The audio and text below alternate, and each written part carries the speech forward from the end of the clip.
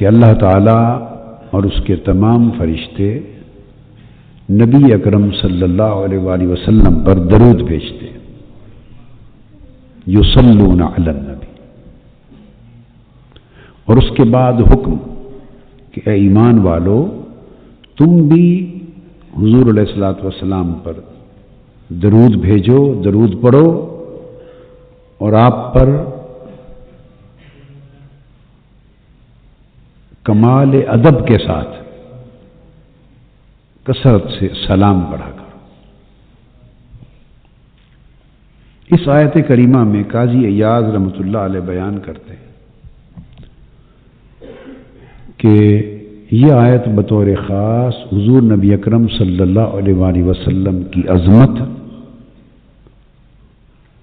اور آپ کی شان مبارک اور آپ کا علو مرتبت، آپ کے عظیم اور بلند مرتبے کے اظہار کے لیے اللہ پاک نے یہ آیت نازل کی۔ اور ایک بات جو بڑی اہم ہے وہ یہ کہ اس میں اللہ تبارک و تعالی نے پہلے خبر دی ہے اور بعد میں حکم فرمایا ہے۔ پہلے ایک خبر دی ہے، ان اللہ و ملائکتہ یصلون علی النبی، یہ خبر ہے، ہمیں خبر دی ہے کہ بے شک اللہ تعالی اور اس کے تمام فرشتے نبی اکرم صلی اللہ علیہ وآلہ وسلم پر ہمیشہ درود بھیجتے رہتے ہیں۔ تو اللہ تعالیٰ نے ہمیں یہ خبر دی ہے، اطلاع دی ہے۔ درود تو وہ بھیجتا ہی رہتا ہے، اور ملائکہ بھی آقا علیہ السلام پر درود پڑھتے رہتے ہیں، مگر اس آیت کے ذریعے اللہ تعالیٰ نے ہمیں آگاہ فرمایا، اطلاع دی، اور آگاہ فرما کر اطلاع دے کر اپنا عمل اور ملائکہ کا عمل بیان کرنے کے بعد اب امر فرمایا، ہمیں حکم دیا ہے کہ ایمان والو تم بھی حضور علیہ الصلوۃ والسلام پر درود پڑھا کرو اور کثرت کے ساتھ اور کمال ادب کے ساتھ سلام عرض کیا کرو۔ قرآن مجید میں الحم سے والناس تک ایسا حکم اس ایک مقام کے سوا کسی اور جگہ نہیں دیا گیا۔ کسی اور عبادت، کسی اور عمل کے لیے ایسا امر اور ایسا حکم اللہ پاک نے کبھی انسانوں کو نہیں دیا کہ وہ حکم دینے سے پہلے یہ خبر دے کہ میں خود یہ کام کرتا ہوں سو تم بھی کیا کرو۔ تو پہلی بات یہ ذہن نشین رکھ لیں کہ یہ حضور علیہ الصلوۃ والسلام کا وہ شرف و امتیاز ہے اور آقا علیہ السلام کی وہ خصوصیت ہے اور آقا علیہ السلام کی وہ عظمت ہے کہ اس کی کوئی اور مثال نہ پورے قرآن میں ہے، نہ تمام انبیاء علیہ السلام میں سے کسی نبی اور رسول کے بارے میں صادر ہوئی۔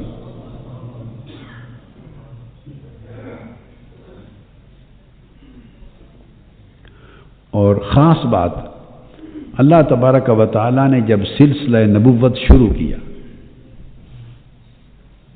سلسلہ نبوت شروع فرمایا اور آدم علیہ السلام کو دنیا میں بھیجا اور سلسلہ بشریت کو بھی شروع کیا، تو آدم علیہ السلام جب دنیا میں اللہ پاک نے ان کو تخلیق فرما لیا تو عظمت نبوت کے اظہار کے لیے، نبوت کے اکرام کے لیے، ان کی تعظیم کو ظاہر کرنے کے لیے ملائکہ پر اور سب مخلوقات پر ان کی عظمت کو ظاہر کرنے کے لیے اللہ تعالیٰ نے ایک حکم دیا۔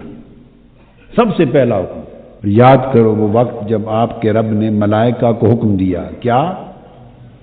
آدم کو سجدہ کرو۔ اب جو بات ہے وہ حکم سجدہ بھی تعظیم کے لیے تھا، عبادت کے لیے نہیں تھا، اور تعظیم فرشتوں سے کرائی اور فرشتوں سے سجدہ کروا کر آدم علیہ السلام کی عظمت کا اظہار فرمایا، ان سے تعظیم کرائی، اور اس عمل تعظیم سے آدم علیہ السلام کی عظمت کا، آپ کے بلند رتبے کا اظہار فرمایا۔ تو سجدہ ایک عمل تھا تعظیمی، ہر چند کے عبادت کے لیے نہیں تھا، لیکن اللہ پاک نے اپنے نبی کی عظمت کا اظہار کرایا ملائکہ سے، مگر خود شریک نہیں ہوا اس عمل میں۔ اظہار عظمت کے اس عمل میں، اظہار عظمت کے اس عمل میں اللہ پاک فرشتوں کے ساتھ خود شریک نہیں ہوا، یہ عمل فرشتوں سے کرایا۔ اسجدوا لآدم فسجدوا الا ابلیس، چونکہ یہ عمل ایسا تھا کہ اللہ رب العزت کی شان کے لائق نہیں تھا۔ سو بتانا یہ مقصود ہے کہ ایسے عمل کو منتخب کیا حضرت آدم علیہ السلام کی عظمت کے اظہار کے لیے جو صرف فرشتوں سے کرایا جائے اور وہ خود اس میں شریک نہ ہو۔ آپ میری بات سمجھیں، اگر عظمت کا اظہار کرانا تھا اور کرنا تھا تو حکم سجدہ نہ دیتا، اور بھی بڑے عمل تھے، کوئی اور ایسے عمل کو منتخب کرتا کہ اس عمل کے ذریعے آدم علیہ السلام کی عظمت کا اظہار اسی طرح ہو جاتا جیسے اب کرایا گیا۔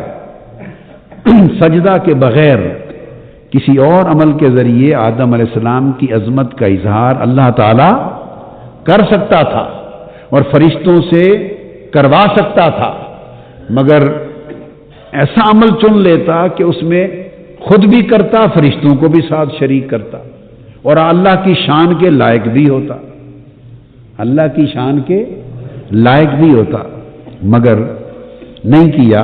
وہ سب سے پہلا عمل تھا اس کائنات کی تاریخ میں عظمت نبوت کے اظہار کے لیے۔ تو جب سب سے پہلی کوئی دلیل دی جاتی ہے اور سب سے پہلا عمل کائنات اور خلق کے سامنے رکھا جاتا ہے، سب سے پہلا عمل، تو وہ اتنا بڑا مضبوط اور مستحکم رکھا جاتا ہے کہ اس سے بنیاد پڑ جائے۔ تو اللہ تبارک و تعالی نے وہ عمل جو فرشتوں سے کرایا، اس سے آدم علیہ السلام کی عظمت کا اظہار تو ہوا، مگر ایسے عمل کو منتخب کیا کہ اس میں خود شریک نہ ہو۔ سو اس طرح باقی انبیاء علیہ السلام کی اپنے اپنے وقت میں ان کی عظمت کے اظہار اللہ تعالی مختلف طریقوں سے کراتا رہا، مختلف طریقوں سے کراتا رہا، مگر کسی کی عظمت کے اظہار کے لیے اللہ تعالی نے ایسا عمل منتخب نہیں کیا کہ جس میں وہ خود شریک ہو جائے۔ جب آقا علیہ الصلوۃ والسلام کا وقت آیا تو حضور علیہ الصلوۃ والسلام کی بھی عظمت کا اظہار چاہا، اس نے حضور علیہ السلام کی بھی عظمت کا اظہار چاہا، اور حضور کی عظمت کے اظہار کے لیے ایک ایسے عمل کو منتخب کیا کہ جو سب سے پہلے اس نے خود کیا۔ اب اس آیت کریمہ کی ترتیب یوں ہے، فرمایا ان اللہ و ملائکتہ یصلون علی النبی، بے شک اللہ اور اس کے سارے فرشتے نبی صلی اللہ علیہ وآلہ وسلم پر درود بھیجتے، اور اے ایمان والو تم بھی حضور پر درود بھیجو اور خوب سلام پڑھو۔ اب اس کی ترتیب یہ ہے کہ اللہ تعالیٰ نے پہلے یہ اظہار کیا کہ حضور علیہ الصلوۃ والسلام کی شان مالا اعلیٰ میں کیا ہے، پہلے یہ بتایا۔ اب اگلا نقطہ بتا رہا ہوں، ہم ہیں سفلی دنیا میں رہنے والے، ہم عالم سفلا کے رہنے والے ہیں، عالم سفلا کے رہنے والے ہیں، سفلی دنیا کے رہنے والے ہیں، اسفل کائنات کے رہنے والے ہیں۔ اسفل السافلین کی دنیا میں نیچے نیچے والوں کو، نیچے رہنے والوں کو حکم دینے سے پہلے بتایا کہ آؤ تمہیں بتاؤں کہ میرے محبوب کا مقام اوپر کیا ہے، کیونکہ اللہ اپنی تسبیح نہیں کرتا، اللہ خود اللہ اللہ اللہ اللہ یا اللہ اللہ لا الہ الا اللہ، اللہ یہ ذکر نہیں کرتا، ہمیں فرماتا ہے کرو۔ تو بتانا چاہتا ہوں اللہ پاک صرف ایک ذکر کرتا ہے، اللہ تعالی صرف ایک ذکر کرتا ہے، اور اس بات کو دو جگہ قرآن مجید میں اللہ پاک نے صراحتاً بیان کیا ہے، تصریحاً بیان کیا ہے، چھپا کے نہیں رکھا۔ ایسا خیال کسی کو نہ آئے کہ باری تعالیٰ ہمیں تو ذکر بتائے ہیں تو کیا ذکر کرتا ہے، کو اپنا ذکر بھی بتا، کو اپنے ذکر کا بھی حال سنا، تیرا ذکر کیا ہے، تیرا ورد وظیفہ کیا ہے؟ ہمیں تو ورد وظیفے دیے ہیں، کوئی ورد وظیفہ تیرا بھی ہوگا جو تو کرتا ہے وہ بھی بتا۔ اس نے چھپایا نہیں ہے، اس نے کہا بتا دیتا ہوں دو جگہوں پر۔ ایک جگہ پہ فرمایا لو سن لو میرا ذکر کیا ہے، وَرَفَعْنَا لَكَ ذِكْرَكَ، ذکرک، محبوب تمہارا ذکر جو کرنا ہے اور تمہارے ذکر کو اونچا کرنا، تمہاری حمد کرنا، تمہاری ثنا کرنا، تمہاری تعریف کرنا، تمہارے گن گانا، تمہارے گن گانا، تمہاری عظمتوں کے چرچے کرنا، تمہاری شان کو بیان کرتے رہنا، تمہاری حمد و ثنا کرتے رہنا، محبوب آپ کے ذکر کو بلند کرتے رہنا، یہ میرا ذکر ہے، یہ میرا ذکر ہے۔ اب وَرَفَعْنَا لَكَ ذِكْرَكَ، اس کا یہ مفہوم کہ یہ میرا ذکر ہے، اس کے اندر اگر ڈوب جائیں تو ایسے لگتا ہے کہ یہ مصرع اللہ کے ذکر پر صادر آتا ہے کہ محمد محمد کریں دے گزر گئی۔ اگلا مصرع اگر نہ پڑھیں، صرف پہلے مصرے تک رہیں تو لگتا ہے یہ ذکر الہی کی بات ہے، اللہ کے ذکر کی، محمد محمد کریں دے گزر گئی۔ وَرَفَعْنَا لَكَ ذِكْرَكَ، محبوب ہم نے آپ کا ذکر آپ کی خاطر بلند کر دیا۔ تو اللہ تعالی ہر لمحہ ہر لحظہ حضور کا ذکر بلند کرتا رہتا ہے، یہ ہے ذکر خدا۔ اور دوسرا مقام فرمایا ان اللہ وملائکتہ یصلون علی النبی، کہ اللہ اور اس کے فرشتے حضور پر درود پڑھتے رہتے ہیں۔ اب لفظ تو آ گیا نا یصلون، حضور پر صلاۃ پڑھتے ہیں۔ اب صلاۃ ہے کیا؟ اس کے بہت سے معنی ہیں، اس کے بہت سے معنی ہیں۔ میں بخاری شریف سے، جو صحیح بخاری کی کتاب التفسیر میں امام بخاری نے حضرت ابو العالیہ التابعی، جو حضرت عبداللہ ابن عباس رضی اللہ تعالیٰ عنہ کے شاگرد جلیل القدر تابعی ہیں، حضرت ابو العالیہ التابعی، ان کی روایت سے امام بخاری نے صحیح بخاری کی کتاب التفسیر میں اس آیت کی شرح کرتے ہوئے جو معنی یصلون علی النبی کا روایت کیا ہے حدیث پاک سے، وہ ایک بیان کر دیتا ہوں۔ تو امام بخاری روایت کرتے ہیں قال ابو العالیہ صلاۃ اللہ ثناؤہ علیہ عند الملائکہ، معنی بیان کر دیا، اور یہ امام بخاری نے روایت کیا حضرت ابو العالیہ تابعی سے، اور معنی بیان کر کے گویا اپنا عقیدہ بتا دیا کہ صلاۃ کا معنی عند امام البخاری کیا ہے۔ فرماتے ہیں کہ اللہ کا حضور کی صلاۃ پڑھنا، درود پڑھنا، اس کا معنی یہ ہے کہ وہ سارے ملائکہ کو اکٹھا کر لیتا ہے۔ اندیت عند الملائکہ، ملائکہ کے سامنے، ملائکہ کے ہجوم میں، اجتماع میں، جیسے یہ ہمارا اجتماع ہے نا، تو اللہ تعالیٰ بھی ایک اجتماع کرتا ہے،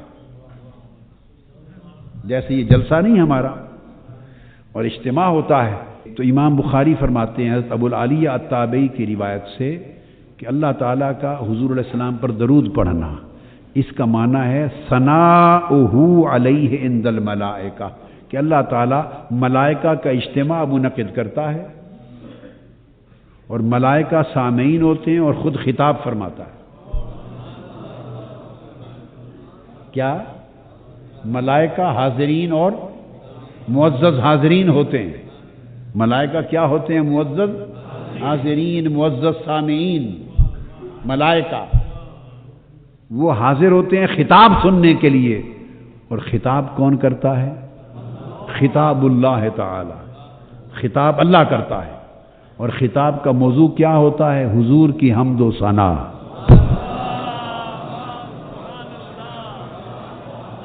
ثنا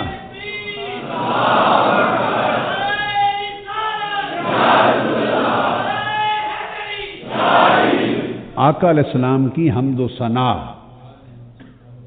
حضور علیہ السلام کی تعریف، حضور کی شان بیان کرنا۔ اب حضور کی شان بیان کرتا ہے اپنی شان کے لائق، جیسی وہ بیان کر سکتا ہے۔ ہمیں کیا معلوم کہ حضور کی شان کیا ہے اور کیسے بیان کرنی ہے؟ حضور کی شان وہی جانے جس نے وہ شان دی ہے، جس نے حضور کو اس شان سے نوازا ہے، اسے ہی معلوم ہے نا کہ میں نے کیا شان دی ہے اور کیا کہنا ہے۔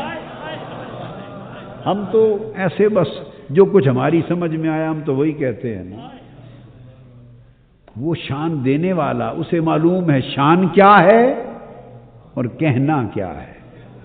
تو جب وہ حضور کی شان بیان کرتا ہے، اس کو دوسرے مقام پر رفعت ذکر کہتا ہے کہ محبوب ہم آپ کا ذکر بلند کرتے رہتے ہیں۔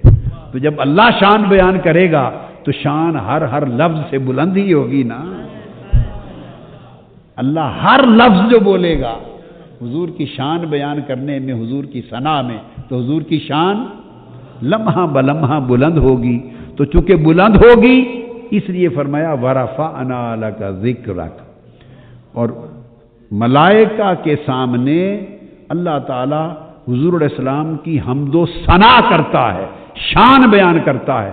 تو امام بخاری حضرت ابو العالیہ التابعی کی روایت سے بیان کرتے ہیں کہ ملائکہ کے اجتماع میں اللہ تعالیٰ کا حضور کی شان بیان کرنا، یہ معنی ہے ان اللہ و ملائکتہ یصلون علی النبی، یہ ہے درود پڑھنے کا معنی۔ اللہ یہ درود پڑھتا ہے حضور، اور وہاں بس ایک ہی جلسہ ہوتا ہے، جلسہ شان مصطفیٰ، اجتماع شان مصطفیٰ، اجتماع ثناء مصطفیٰ، اجتماع ذکر مصطفیٰ، اجتماع رفعت مصطفیٰ، اجتماع عظمت مصطفیٰ، اجتماع منزلت مصطفیٰ، بس۔ اور وہاں ایک ہی خطیب ہے، کسی اور خطیب کی مجال نہیں کہ دم مارے، اور وہ خطیب خود خدا ہے، اور سامعین کل ملائکہ ہے۔ خطیب بھی ایک، ہمیشہ موضوع بھی ایک، ثناء مصطفیٰ، حمد مصطفیٰ، چونکہ اسے معلوم تھا کہ میں نے قیامت تک فرشتوں کے اجتماع ہمہ وقت کر کر کے مصطفیٰ کی شان ہی بیان کرتے رہنا ہے، اور مصطفیٰ کی حمد، تعریف، حمد بیان کرتے رہنا ہے۔ معلوم تھا کہ منصوبہ کیا ہے، کیا کرنے والا ہوں، لہذا پہلے ہی اس نے نام رکھ دیا محمد، وہ ذات جس کی بار بار تعریف کی جائے اور بے حد و حساب حمد کی جائے۔ الذی یحمد حمدن بعد حمدن و مرتن بعد مرتن و کرتن بعد کرتن، وہ ذات جس کی بار بار حمد ہی کی جاتی رہے، شان ہی بیان ہوتی رہے، اور کرے کون؟ اللہ، سنے کون؟ ملائکہ، اور جلسہ گاہ ملائے اعلیٰ۔ عرش معلا. یہ جو میں نے بیان کیا یہ امام بخاری نے روایت کیا ہے. لوگ بخاری بخاری کا شور تو بہت مچاتے ہیں کیا، مگر کسی کو نہ امام کی الف آتی ہے نہ بخاری کی بے آتی ہے. میں کہہ رہا ہوں نہ کسی کو امام کی الف معلوم ہے کیا، نہ کسی کو امام کی الف معلوم ہے اور نہ کسی کو بخاری کی بے معلوم. وہی تو کہہ رہا ہوں کہ نہ الف جانے نہ بے جانے. یہ امام بخاری نے روایت کیا اور یہ تفسیر تابعین کی ہے. حضرت عبداللہ ابن عباس سے وہ آگے روایت کرتے، صحابہ کی ہے، اور صحابہ حضور سے سن کر بیان کرتے ہیں کہ اللہ حضور پر درود پڑھتا ہے. وہ درود کیا پڑھتا ہے؟ ایک سوال ذہنوں میں رہتا ہے نا. اس کے اور بھی بہت سے معنی ہیں کہ یوں پڑھتا ہے یوں پڑھتا ہے، مگر میں نے آپ کو کہا کہ آج آپ کو معنی بتاتا ہوں جو امام بخاری نے صحیح بخاری میں حضرت عبداللہ ابن عباس کے طریق سے حضرت ابو العالیہ کی روایت بیان کی کہ حضور پر درود پڑھنے کا معنی یہ ہے. اگر کہتے نا صرف ثناؤہ علیہ تو بات مختصر تھی. اللہ حضور کی حمد کرتا ہے، ثنا کرتا ہے، یہ معنی ہے درود پڑھنے کا. یوں نہیں فرمایا، کہا ثناؤہ علیہ عند الملائکہ، ملائکہ کے سامنے. ملائکہ کے سامنے شان بیان کرنے کا مطلب جلسہ نہیں تو اور کیا ہے. ملائکہ سامنے بیٹھے ہیں تو جب اللہ کا جلسہ ہوگا تو 2 4 5 10 ہزار ملائکہ ہوں گے. کیا خیال ہے؟ کو ہماری طرح کا جلسہ ہوگا؟ 1000 2000 5000 10,000 ملائکہ ہوں گے اللہ کے جلسے میں، یا لاکھوں ملائکہ ہوں گے یا کروڑوں ملائکہ ہوں گے؟ آپ سمجھتے ہیں کیا کروڑوں بھی نہیں اربوں ملائکہ ہوں گے؟ نہیں نہیں نہیں. اللہ کا اجتماع ہے اور بیان شان مصطفیٰ ہے. اللہ کا خطاب ہو تو کیا کوئی فرشتہ گوارا کرے گا یا اللہ کی عزت گوارا کرے گی کہ میں خطاب کر رہا ہوں اور فرشتے ارد گرد گھومتے رہیں؟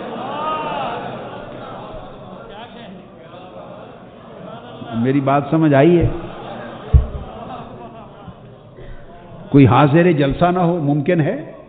خدا کا خطاب ہو اور فرشتے حاضر جلسہ نہ ہو تو یہ لاکھوں کروڑوں کی اربوں کی بھی بات نہیں. آپ کہیں گے اتنے فرشتے ہیں؟ آپ سوچیں گے اتنے فرشتے ہیں، اتنا تو سنا ہی نہیں تھا کہ آپ نے کہہ دی اربوں کی بھی بات نہیں. تو ہاں میں بتا دیتا ہوں، امام حاکم نے مستدرک میں حدیث روایت کی ہے. امام حاکم نے المستدرک میں حدیث روایت کی. حضرت عبداللہ بن عمر رضی اللہ تعالیٰ عنہ راوی ہیں. انہوں نے روایت کیا. ایک بات ذہن نشین کر لیں کہ بعض ذہنوں کو ایک مغالطہ ہے، اور وہ یہ کہ اسلام میں یہ جو سیلیبریشن ہوتی ہے، سیلیبریشن بعض مواقع کو منانا، سیلیبریٹ کرنا، بعض لوگ سمجھتے ہیں کہ سیلیبریشن یہ اسلام کی روایت نہیں ہے، یہ علاقائی جغرافیائی یا پاکستان اور ہندوستان کی ثقافتی روایت ہے. سیلیبریشن کا تعلق اسلام سے نہیں. پہلے اس نقطے سے شروع کرتے ہیں. یہ بات ذہن نشین کر لیں کہ سیلیبریٹ کرنا، کسی شے کو منانا، اس کی یاد کو منانا اور ہمیشہ تکرار سے منانا، یہ عین اسلام ہے. عین اسلام. نماز، پنجگانہ نماز، پنجگانہ نماز، 5 فرائض آج آپ کو بتا دوں یہ بھی سیلیبریشن ہے، یہ بھی کسی کی یاد منائی جاتی ہے۔ یہ جو فرائض خمسہ ہے، نماز پنجگانہ، سن لیں، یہ بھی پیغمبروں کی یاد منائی جاتی ہے۔ کتب احادیث میں اور کتب سیر میں آیا ہے، امام جلال الدین سیوطی نے الخصائص الکبریٰ میں روایت کی، اور امام طحاوی نے شرح معانی الاثار میں روایت کیا، اور دیگر بہت ساری کتب میں، حدیث کی کتابوں میں اور سیرت کی کتابوں میں ہے کہ نماز فجر یہ حضرت آدم علیہ السلام کی یاد منائی جاتی ہے، کہ حضرت آدم علیہ السلام کی توبہ جب قبول ہوئی تو فجر کا وقت تھا، اور آپ نے قبول توبہ پر 2 رکعت نماز شکرانہ ادا کی۔ اس 2 رکعت شکرانے کی یاد منانا نماز فجر کے 2 فرض بن گئے۔ تو نماز فجر سیلیبریشن ہے حضرت آدم کی قبول توبہ کی۔ نماز ظہر سیدنا ابراہیم علیہ السلام کی سیلیبریشن ہے۔ کتب حدیث میں آتا ہے کہ حضرت اسحاق علیہ السلام ان کی دعا کے نتیجے میں انہیں جب عطا ہوئے، ولادت ہوئی، تو ظہر کا وقت تھا۔ آپ نے ان کی ولادت پر شکرانے کی 4 رکعتیں نفل پڑھی۔ وہ 4 رکعتیں حضرت ابراہیم کا شکرانہ امت محمدی کے لیے نماز ظہر بن گئی۔ نماز سے بڑی اللہ کی عبادت کوئی نہیں۔ بین العبد و بین الکفر ترک الصلاۃ، مومن اور کافر کے درمیان فرق نماز ہے۔ افضل العبادات نماز، علامت ایمان ہے۔ اللہ رب العزت کی عین عبادت نماز، اس نماز کو بھی اس نے اپنے محبوب پیغمبروں کی یادگاریں بنا رکھا ہے۔ ہر نماز کو کسی پیغمبر کے ساتھ منسوب کر رکھا ہے۔ تو ظہر حضرت اسحاق کے میلاد کی یادگار ہے، حضرت اسحاق کی ولادت کی شکرانے کی یادگار ہے۔ پھر نماز عصر، حضرت عزیر علیہ السلام 100 سال کی وفات کے بعد دوبارہ زندہ کیے گئے، جس کو قرآن نے کہا کم لبثت قال لبثت یوما او بعض یوم۔ 100 سال کے بعد اٹھے، جب انہوں نے دیکھا کہ میں 100 سال کے بعد زندہ ہوا ہوں، تو اللہ کے حضور شکرانے کے 4 نفل پڑھے۔ تو شکرانے کے 4 نفل حضرت عزیر کے امت محمدی کی نماز عصر بن گئی۔ سمجھ آئی ہے بات؟ پھر حضرت یعقوب علیہ السلام، اور بعض روایتوں میں حضرت ایوب علیہ السلام طویل زمانے کی علالت اور بیماری کے بعد کمزور ہو گئے تھے، انہوں نے 4 رکعت شکرانے کے نفل پڑھے صحت یابی کے۔ مغرب کا وقت تھا، جب 4 رکعت نفل شروع کیے، 3 رکعتیں پڑھی تھی، چوتھی پر اٹھنے کی کوشش کی، اٹھ نہ سکے، کمزور ہو گئے تھے، علالت تھی، بیٹھ گئے 3 رکعتوں پر۔ خدا نے کہا کہ 3 رکعتیں امت محمدی کی نماز مغرب بنا دو۔ پھر حضرت یونس علیہ السلام مچھلی کے پیٹ میں رہے، 40 دن کے بعد مچھلی کے پیٹ سے نکلے، 4 رکعت شکرانے کے پڑھے، امت مصطفیٰ کے لیے نماز عشاء بنا دی۔ اب جو پہلا نقطہ میں نے سمجھایا حدیث کی روشنی میں، کہ نماز سے بڑھ کر اللہ کی عبادت نہیں، نماز سے بڑھ کر اونچی اللہ کی کوئی عبادت نہیں، تو جو سب سے عرفہ عبادت ہے نماز، جو معراج المومنین ہے، جو معراج المومنین ہے، اس نے اس نماز کو بھی مجرد یعنی اپنے نبی کی نسبت کے بغیر نماز بھی قبول نہیں کی۔ پانچوں نمازوں کو کسی نہ کسی نبی کے ساتھ جوڑ رکھا ہے، پیوستہ کر رکھا ہے۔ نماز نبی کے ساتھ جڑی تو مصطفیٰ کی امت کا فرض بن گئی، یہ اس کی عبادت ہے۔ تو یہ نماز پنجگانہ کیا ہے؟ نبیوں کی شکرانوں کی سیلیبریشن،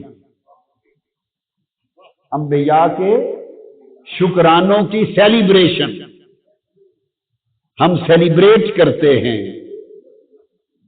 ہر روز 5 مرتبہ سیلیبریٹ کرتے ہیں، کن کو؟ نبیوں کو، اور وہ سیلیبریشن ہماری نماز پنجگانہ بن۔ 4 نمازوں کے بعد 2 بار کر لیں، یا ایک ہی جگہ مجلس میں بنا کے 2 گھنٹے کر لیں، اس کا نظام وضع کر لیں، تو گویا کم سے کم 10 تسبیحات یا 12، کیا کم سے کم 10 یعنی 1000 مرتبہ یا 1200 مرتبہ ایک ذکر۔ اگلے دن اللہ کا کریں، اگلے دن اللہ، اس کا 20 تسبیحات کر لیں، اللہ کی لا الہ الا اللہ کی 10 کر لیں پہلے دن، کیا دوسرے دن دوسرا ذکر کر لیں اللہ، اس کا کم سے کم عدد وہی 10 تسبیح رہے گا، اور کوئی بڑھا سکے 15 سے 20 کر لے تو اس کی مرضی ہے۔ پھر تیسرے دن اللہ دل میں کریں، ہلکے میں کریں تو ذکر بالجہر کر لیں۔ اس کا معمول آپ بنا لیں، ایک ٹائم اگر حلقات میں کرنا ہو تو پھر کوئی ٹائم ایک مقرر ہو۔ افطار سے پہلے اچھا وقت ہے، اگر عصر کے وقت فارغ ہو کے افطار سے پہلے کریں تو اپنے حلقات میں اجتماعی طور پہ کریں، اچھا وقت ہے۔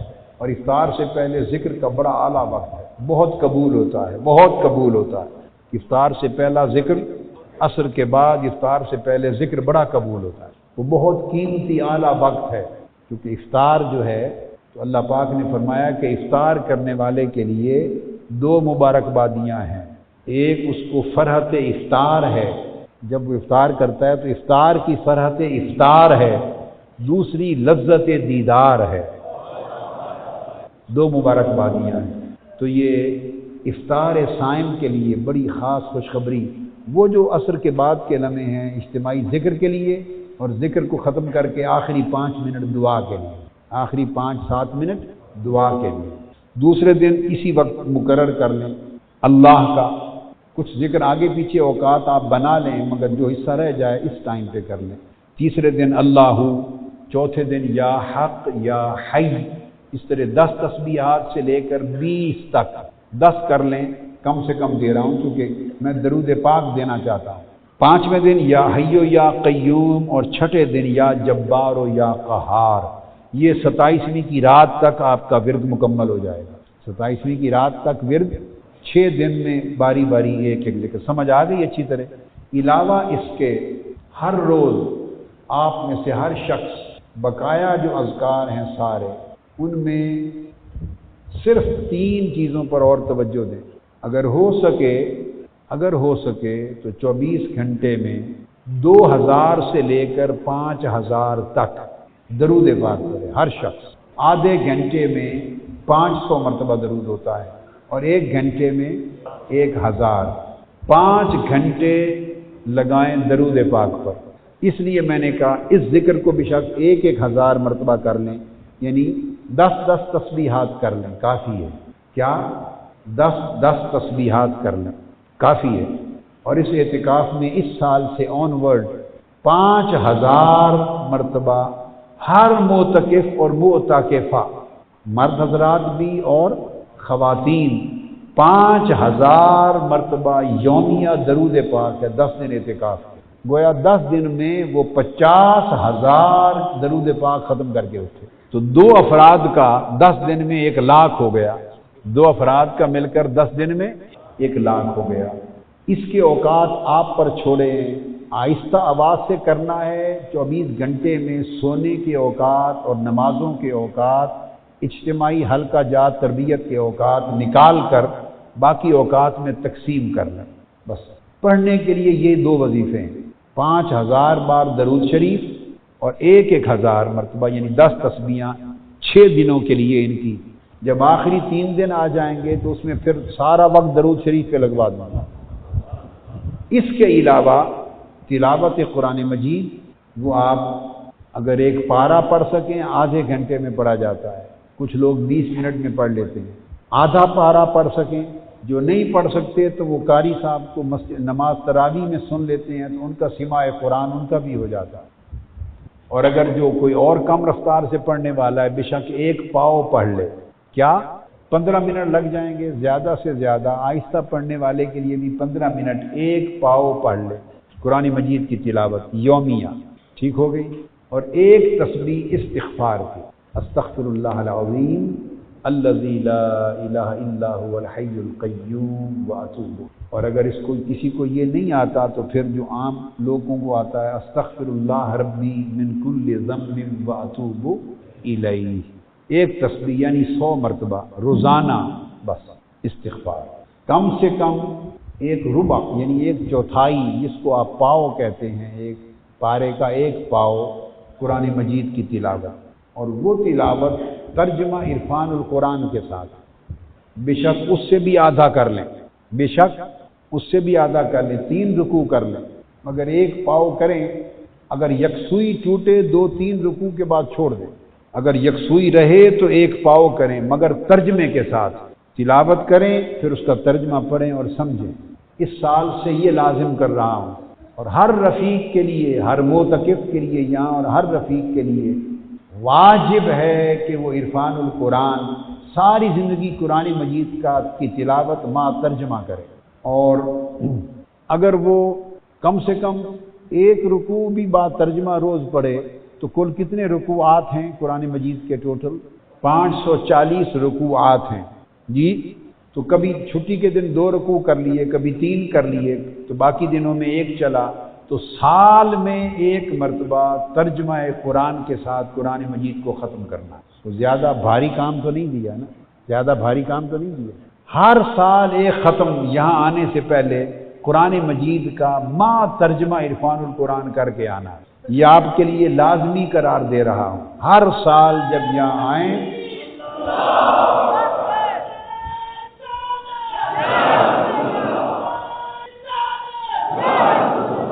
ہر سال جب یہاں آئیں تو قرآن مجید کا ایک ختم تلاوت کا ما ترجمہ عرفان القرآن ایک ختم کر کے آئیں ہر سال۔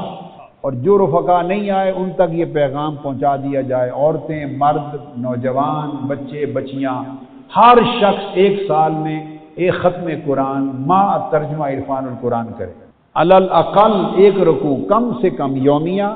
تو چونکہ 360 دنوں میں ختم کرنا ہے، لہذا چھٹی کے دن 2-3 رکوع کر لیا، پاؤ کر لیا، وہ پھر ہفتے کو کور کر لے گا۔ اس طرح ایڈجسٹمنٹ کریں گے تو سال میں مکمل ہو جائے گا۔ چھٹی کے دن پاؤ کر لیا ترجمے کے ساتھ، اور باقی کام کے دنوں میں 1 رکوع یومیہ، تو یہ سال میں ختم قرآن مکمل ہو جائے گا ما ترجمہ۔ اور اس دوران بھی یہاں عرفان القرآن کے ترجمے کے ساتھ 1 رکوع پڑھیں، مگر چونکہ یہاں اعتکاف میں ہیں، ہو سکے تو ہر شخص 1 پاؤ پڑھے، ہر شخص 1 ربع، تو 10 دنوں میں آپ کے 2.5-3 پارے ہی بننے ہیں۔ جہاں سے چاہے پڑھیں، آپ کی اجازت ہے، شروع سے پڑھیں، درمیان سے پڑھیں، آخر میں پڑھیں، 2.5 پارے بن جانے ہیں 10 دنوں میں، تو کم سے کم 2-2.5 پارے ما ترجمہ قرآن مجید ہر کوئی اپنا لے اور پڑھ کر جائے، اور پھر وہ جاری رکھے۔ اور اگر سورہ بقرہ سے الحمد سے شروع کر دیں تو یہ 10 دنوں میں جتنا ہو جائے تو اگلے سال کے لیے جاری رہے، پھر وہیں سے آگے جاری رہے۔ ہر شخص الحمد اور سورہ بقرہ سے شروع کر دے اور اگلے سال تک ختم قرآن مجید کا مکمل ہو جائے۔ پھر اعتکاف کے یا رمضان المبارک میں شروع کر کے آئیں، اس میں زیادہ ہو جاتا ہے، اور اعتکاف میں اور زیادہ کر لیں اور اگلے سال تک پھر ختم شریف مکمل ہو جائے۔ یہ 10 دنوں کے آپ کو اوراد بتا دیے۔ اب اس میں نے ایک لفظ بولا کہ ایک ایسا وظیفہ آج آپ کو اس مرتبہ دے رہا ہوں جو پہلے کبھی نہیں دیا، مگر وہ اس شرط پہ دیتا ہوں، وہ آپ کی مرضی کا سودا ہے، اگر شرط قبول کریں تو دیتا ہوں، نہ قبول کریں تو نہیں دیتا، جو دے دیے یہی کافی۔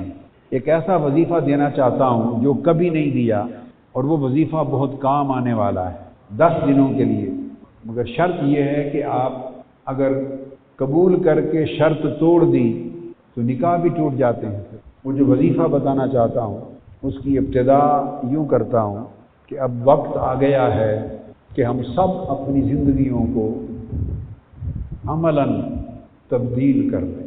وظیفہ بعد میں بتاتا ہوں، اب یہ شرط بھی اس کے بعد آگے آ رہی ہے، مگر یہ اس سے متعلق ہے، شرط کی بنیاد ہے۔ ہماری زندگیاں کتنی گزر چکی، آپ میں سے کوئی شخص ہے جو یہ گارنٹی رکھتا ہو کہ میں نے اتنے سال اور جینا ہے؟ کوئی ہے جی؟ نوجوانوں کے پاس گارنٹی ہے کہ میں چونکہ نوجوان ہوں تو ابھی تو بڑی عمر ہے گارنٹی؟ چھوٹی عمر والوں کے پاس گارنٹی ہے جی؟ اور جو میری عمر کو پہنچ گئے ہیں یا کم و بیش ہیں نیچے اوپر، ان کے پاس ہے؟ کسی کے پاس ہے جی؟ جب کسی کے پاس گارنٹی نہیں ہے تو پھر مجھے بتائیں انتظار کس کا ہے؟ تاخیر کیوں ہے؟ سال ہا سال گزر گئے، ویسے کہ ویسے تاخیر کیوں ہے؟ اور جب اچانک بلاوا آ جائے گا اس وقت انسان مہلت مانگے گا تو مہلت نہیں دی جائے گی، مہلت مانگے گا تو مہلت نہیں دی جائے گی۔ اس لیے مہلت وہی ہے جو اس وقت موجود ہے، مہلت وہی ہے جو بولیے اس وقت موجود ہے، کل کی کچھ خبر نہیں ہے۔ لہذا تبدیلی شروع کرنے میں نہ تاخیر کی گنجائش ہے نہ انتظار کی گنجائش۔ کل میں بات ایک آپ کو اشارتاً سمجھاؤں گا۔ قیامت کے دن بڑے بڑے لوگ اٹھیں گے، گروہ در گروہ ہوں گے، گروہ در گروہ ہوں گے۔ اعوذ باللہ من الشیطان الرجیم، بسم اللہ الرحمن الرحیم۔ یوم ندعو کل اناس بامامہم۔ اللہ تعالیٰ کا نظام قیامت کے دن ایسے ہوگا، وہ قیامت کے دن کے لیے فرماتا ہے یوم ندعو کل اناس بامامہم۔ لوگوں کے جتھے ہوں گے، گروہ ہوں گے، لوگوں کے گروہ ہوں گے، بڑے بڑی جماعتیں ہوں گی، بڑے بڑے گروہ ہوں گے، جتھے ہوں گے، اور باری باری ہم سب کو ان کے قائد کا نام لے کر بلائیں گے، پکاریں گے ان کے امام، ان کے قائد اور پیشوا اور رہبر کے نام سے۔ اب فلاں والے آ جائیں، جن کا قائد فلاں ہے اب وہ آ جائیں، جن کا رہبر قائد فلاں ہے پیشوا اب وہ آ جائیں، اس طرح بلائے جائیں گے۔ مجھے ایسا لگ رہا ہے کہ سب سے برے حال میں ہم ہوں گے۔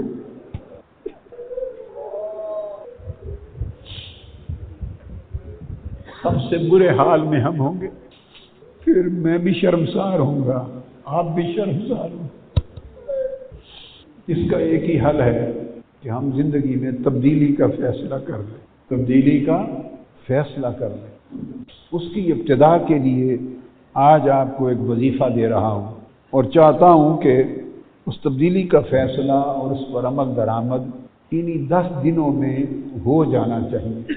وہ جو وظیفہ دینا چاہتا ہوں وہی وظیفہ تبدیلی کی ابتدا بن جائے گا انشاءاللہ، اگر اللہ نے چاہا اور ہم نے قبول کر لیا۔ ایک مثال دیتا ہوں کسی شخص کی، اس شخص کی مثال پہ غور کریں کہ اچانک حشر کا نکارہ بج گیا ہے۔ کیا بولیے؟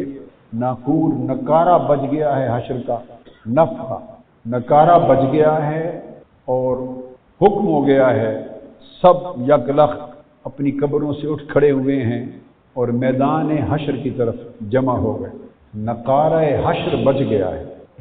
اب اس ایک شخص کی مثال پہ غور کریں کہ اس میں ایک شخص ایسا ہے وہ بھی نکارہ سن کر سب کے ساتھ وہ بھی قبر سے اٹھ کھڑا ہوا اور حشر میں آ گیا ہے، سامنے میزان ہے، اعمال تل رہے ہیں، حساب و کتاب ہو رہا ہے، پل صراط ہے، اور وہ ایک ایسا شخص ہے جب اٹھ کے اس نے اپنے آپ کو دیکھا تو اس کے پاس کوئی عمل نہیں ہے، اس کی کوئی تیاری نہیں تھی، اس نے سارا وقت غفلت میں گزار دیا تھا، اور وہ جب دائیں بائیں دیکھتا ہے تو نہ اس کے ماں باپ اس کے ساتھ رہے، نہ اس کے دوست احباب، ہر کوئی ساتھ چھوڑ گیا ہے، اس کی جیب میں کوئی سکہ نہیں ہے، کوئی عمل کا سکہ نہیں ہے، خالی ہے، تہی دامن ہے، ادھر دوزخ نظر آ رہی ہے اور کامیاب لوگ ادھر جنت کی طرف جاتے دکھائی دیتے ہیں۔ تو اس حال میں جو شخص جس کے پلے کچھ نہیں، آپ سوچیں کہ حشر کے میدان میں اس کا حال کیا ہوگا، آنکھیں بند کر کے ذرا منظر ذہن میں لائیں،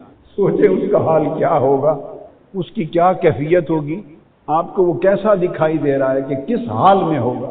وہ شخص جس کی میں نے مثال دی وہ مثال میری ہے، میں نے اپنی مثال دی ہے آپ کو۔ اب اس مثال کو آپ میں سے ہر شخص اپنی ذات پر طاری کر لے، آپ میں سے ہر شخص اپنی ذات پر وارد کر لے۔ اور جو وظیفہ دے رہا ہوں وہ 10 دن میں ایک تصور کا وظیفہ ہے۔ کیا ہے؟ بولیے۔ ایک تصور کا وظیفہ ہے، تصور کا۔ آج اس لمحے کے بعد اعتکاف کی آخری شام تک یہ تصور قائم کر لیں کہ گویا نقارہ حشر بج گیا ہے اور ہم سب حشر کی طرف جمع ہو گئے۔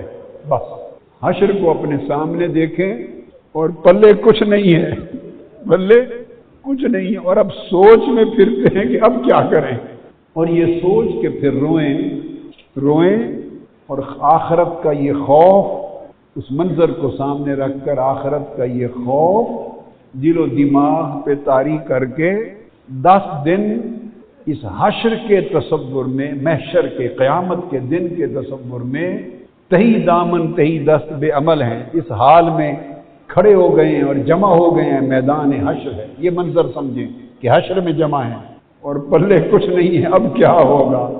اس تصور میں 10 دن اور 10 راتیں گزاریں، نہ کسی سے بولیں۔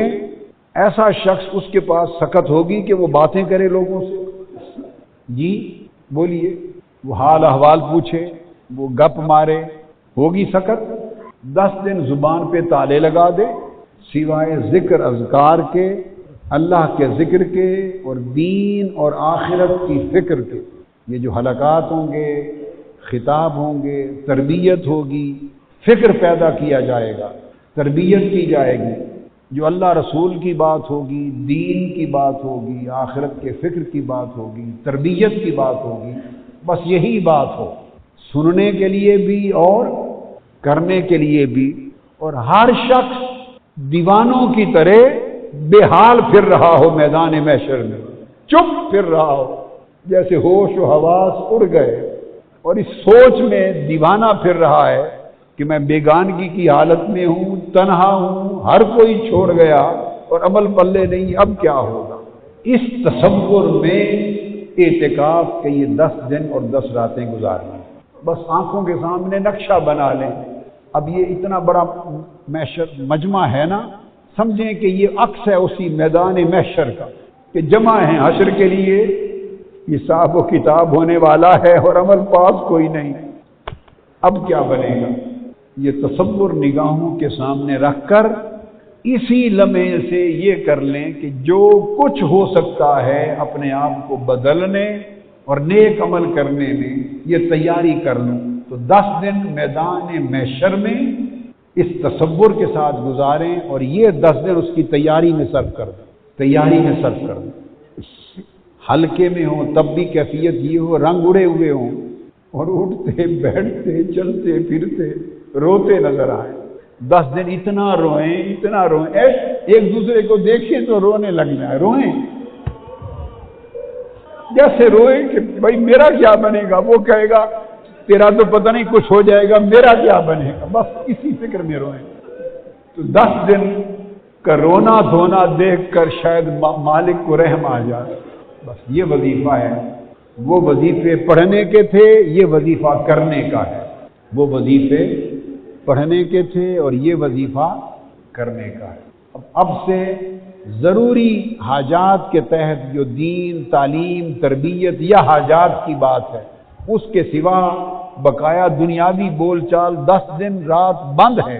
اور ناظم اعلیٰ صاحب نے آپ کو بہت اچھا بتایا کہ 1 تاریخ سے لے کر پورے 20 دن رات دن لگے رہے، انتظامات کیے، شامیانے لگے، بجلیاں لگی، انتظامات ہوئے، کل رات کے طوفان سے سب کچھ اڑ گیا، اور آج جو کام 20 دن میں کیا تھا وہ آج صبح سے پھر کرنے لگ گئے۔